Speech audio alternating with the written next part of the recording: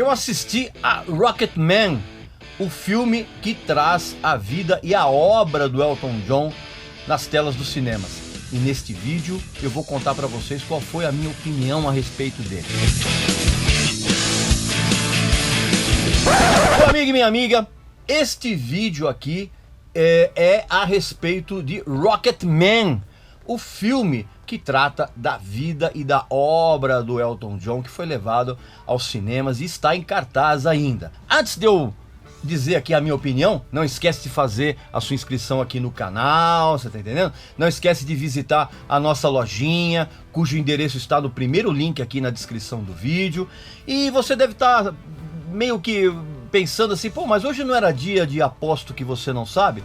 Pois é, meu amigo e minha amiga, o canal aqui é meu e eu coloco aqui os vídeos quando eu bem entender, você tá entendendo? Então o aposto volta muito em breve, talvez na semana que vem, né? Que eu vou trazer um aposto que você não sabe bem legal. Mas hoje eu quero comentar a respeito de Rocketman, que é o filme que ainda está em cartaz e trata da vida e da obra do Elton John. Eu assisti o filme e eu tenho algumas considerações a fazer. Primeiro, que eu fui assistir esse filme com uma certa preocupação, porque o diretor do filme é o mesmo do filme do Freddie Mercury, o Bohemian Rhapsody, tá? Então, assim, você fica meio, pô, será que o cara vai fazer aquele mesmo tratamento? Mas eu vou falar daqui a pouquinho a respeito dele. O que é interessante em Rocketman é que eles acertam logo de cara em mostrar que a narrativa do filme não vai obedecer a uma linha de formalidade cronológica, vamos dizer assim, né? Eles logo de cara, eles já mostram que vai haver uma mistura de realidade e fantasia, e cada momento do filme, ele tem as canções inseridas nesses momentos, e as letras têm tudo a ver com o que está acontecendo. É uma coisa bem interessante, eles já deixam logo de cara isso, para mostrar que o filme não vai ser vai ter aquela narrativa tradicional, meio novelona, sabe? Meio de novela, mexicana, aquela coisa.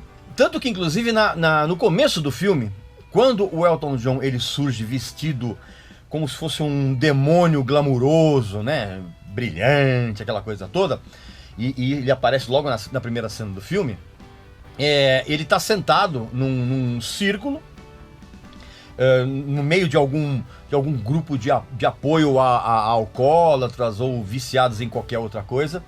E aí, exatamente quando o filme começa com essa cena, já é dado esse aviso de que que o filme não vai atender a expectativa de quem quer assistir a um desenrolar normal de uma biografia. É óbvio que um cara chato como eu vai identificar uma série de erros, vamos dizer assim, factuais dentro do filme, você tá entendendo?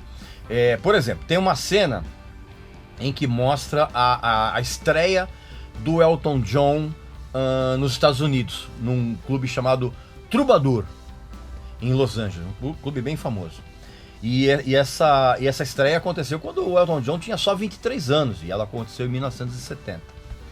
E nessa cena há uma escorregada, vamos dizer assim, porque o filme dá a entender que o Elton chegou aos Estados Unidos sozinho com o parceiro dele, o letrista Bernie Taupin, e já havia uma banda de músicos americanos lá esperando por eles. E essa banda, na verdade, era um guitarrista, um baixista e um batera. Na verdade, assim, o Elton viajou com os músicos dele da Inglaterra, que era o baixista Jim Murray e o batera Nigel Olsson. Então, assim, o Elton se apresentou em trio, piano, baixo e bateria. Não como em quarteto, como tá no filme, né? Esse é aquele tipo de coisa que você já sabe que eu sou muito chato com relação a esse tipo de liberdade artística, liberdade poética, né? Que eu acho isso meio uma bobagem. Também, no filme, não há qualquer menção à recepção que o Elton John teve no aeroporto de Los Angeles, que foi com um ônibus inglês, daqueles de 2 andares e tal. Mas esse tipo de coisa, eu vou contar num Aposto que Você Não Sabe, do Elton John. Tem uma série de histórias e tal, eu vou fazer um Aposto que Você Não Sabe específico do Elton John e depois eu vou comparar com o que rola no filme. Então vamos falar a respeito do filme aqui mesmo, tá bom? Então vamos lá.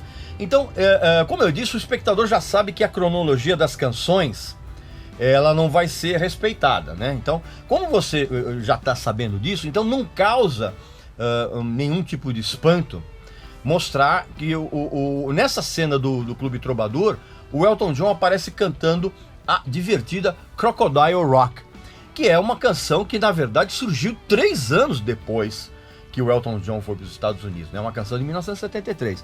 Mas como você já está previamente comunicado pelo diretor do filme de que não vai haver essa cronologia das canções, então tudo bem, isso acaba até passando meio batido.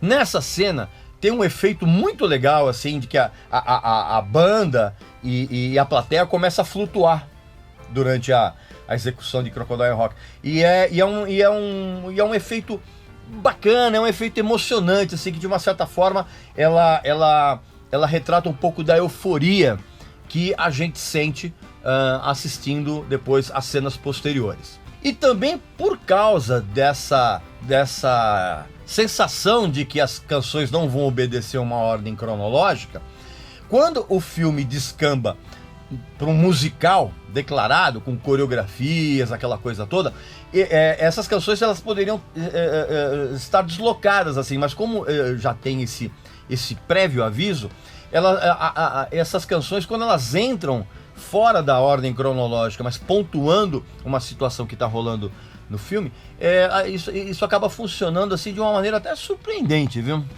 E é interessante que essas cenas, elas de uma certa forma, elas refletem como é que funcionava a mentalidade musical, tanto do Elton John quanto do Bernie Taupin, né, que foi o grande letrista da carreira do Elton John, foi um parceiro e amigo, irmão, mas isso eu vou falar daqui a pouquinho. Aliás, é tocante acompanhar a edificante amizade que existe entre o Elton John e o Bernie Taupin.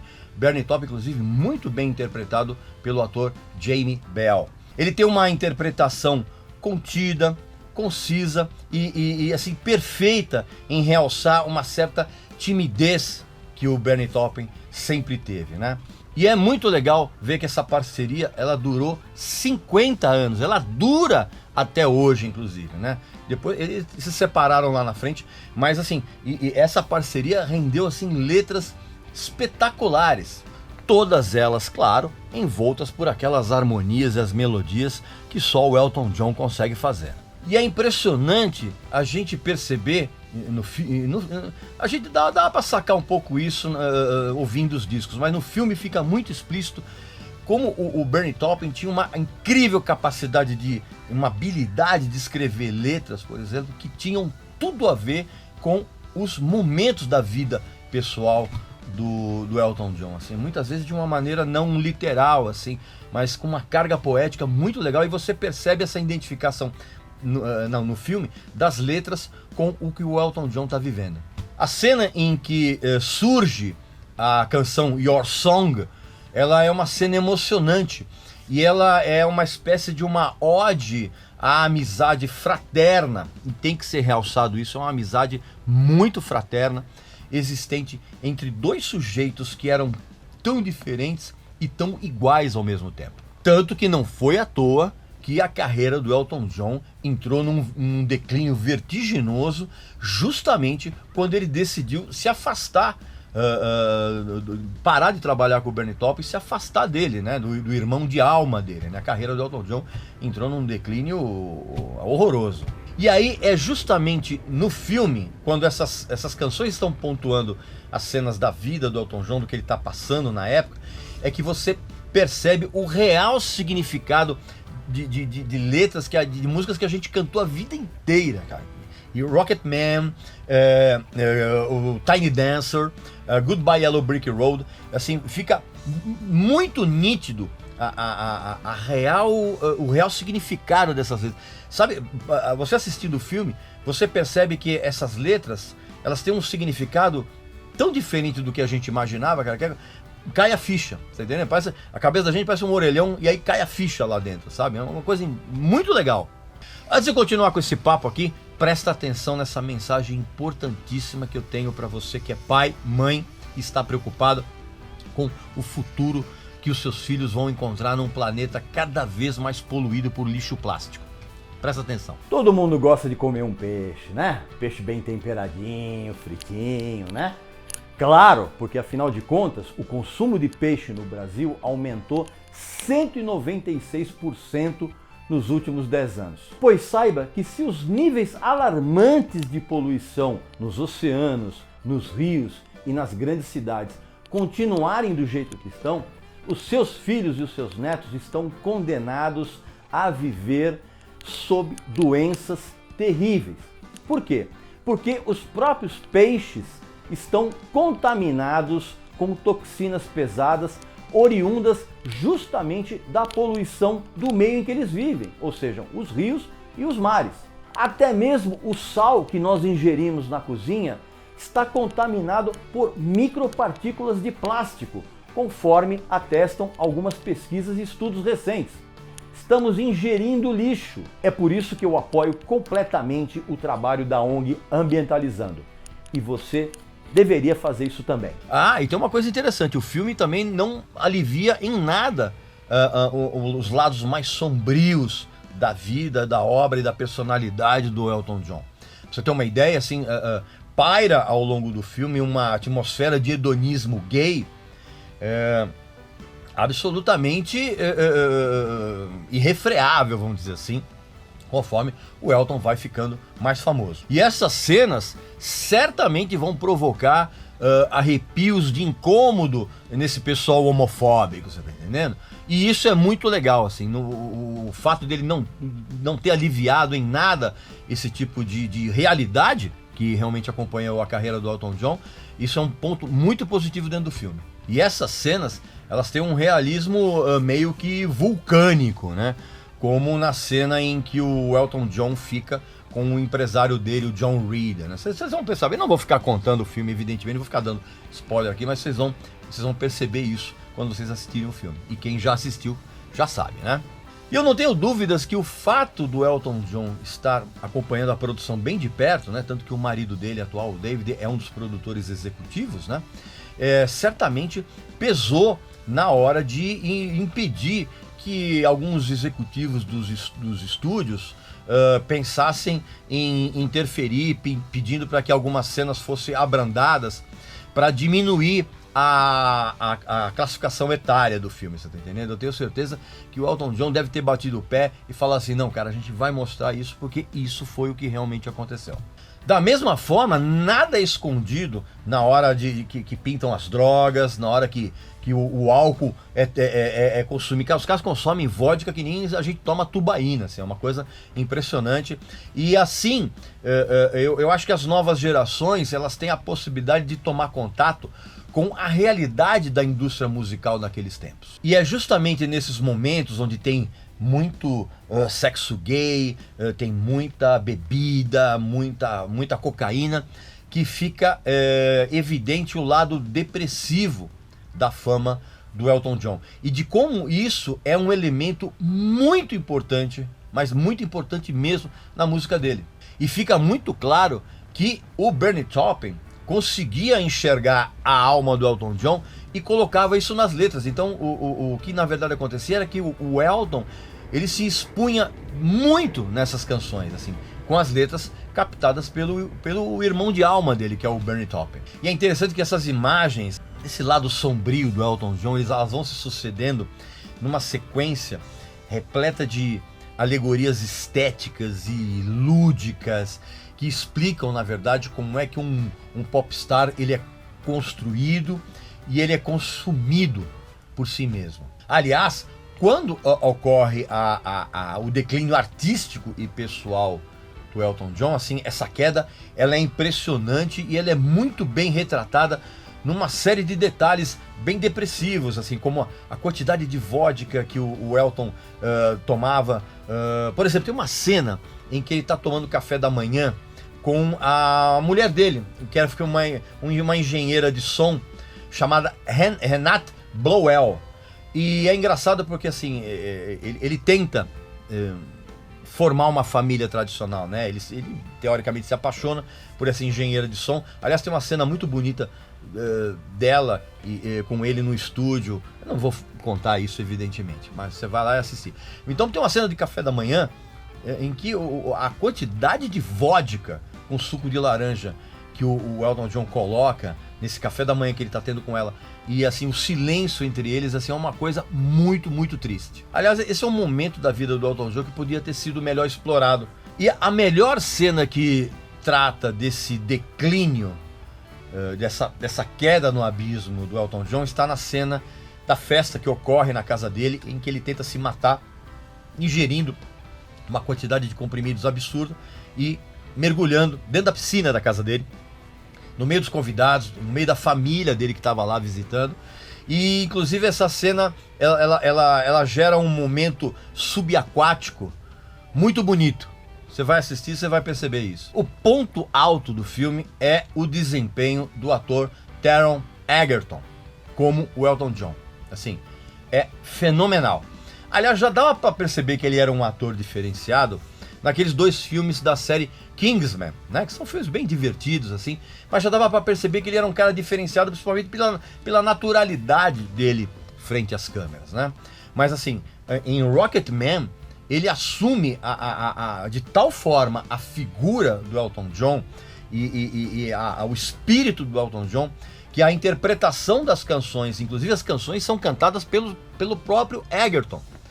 E assim, é engraçado porque a voz do Egerton lembra muito do Elton John, mas assim, você vê nitidamente que ele não está tentando imitar. E isso também é um ponto muito positivo dentro do filme. Em nenhum momento dessa construção do personagem, ele soa caricato ou ele aparece artificial nesse tipo de interpretação. É muito interessante. E é realmente muito difícil você interpretar um personagem que ele tem uma força e uma empáfia convivendo com uma fragilidade assim, decorrente exatamente de um convívio familiar totalmente quebrado, destroçado, e de uma família imersa numa frieza e numa futilidade que é tocante também, que explica muito da personalidade que o Elton adquiriu ao longo dos anos. E aí fica claro que só a música realmente poderia ter salvo o cara. Um outro destaque também é o trabalho do figurinista Julian Day, porque ele recriou aquelas roupas espalhafatosas e ridículas que o Elton John usava. Ele recriou aquilo com uma riqueza de detalhes que é impressionante. E como eu disse no começo desse vídeo, a direção do filme é do Dexter Fletcher, que foi justamente o cara que assumiu a direção do Bohemian Rhapsody, que você sabe que é aquele filme horroroso da vida do Freddie Mercury. E ele assumiu aquele filme na metade porque o diretor original, o Bryan Singer, tinha sido demitido pelo estúdio, né? Então ele terminou aquele filme e ele também dirige o Rocketman do Elton John.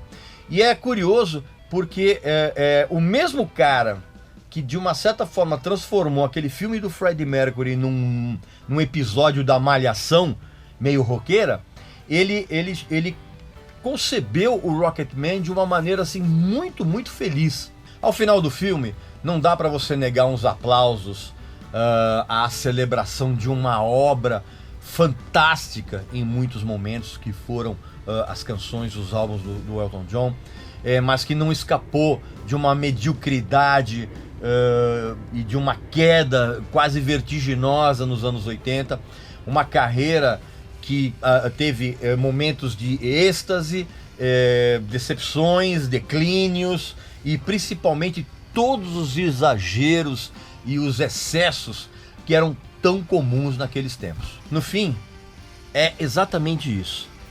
Rocketman é a história de um sujeito que surgiu do nada, que ascendeu aos céus da glória e da fama, despencou nas profundezas de um inferno como se fosse um anjo caído, né? E talvez essa seja a menção que se faz ao figurino que o Elton mostra no começo, daquele demônio com asas. Talvez haja essa relação, eu precisaria ver de novo o filme, mas principalmente de um artista que hoje a gente percebe que renasceu das cinzas, como se fosse uma fênix. Pois bem, meu amigo e minha amiga, esse então foi o vídeo de hoje. Acabou de uma certa forma sendo um aposto que você não sabe, né? Principalmente para quem não foi ver o filme ainda, né? Mas enfim, não esquece de fazer a sua inscrição aqui no canal, não esquece de visitar a nossa lojinha, cujo link está aqui embaixo na descrição do vídeo, tá bom? E eu volto na semana que vem com mais um vídeo aqui bem interessante pra gente debater aqui aquela coisa toda. E não esquece de colocar aqui embaixo a sua impressão do filme. Você que já assistiu, coloca aqui a sua sensação, o que você sentiu, beleza? Então um abração e até a próxima.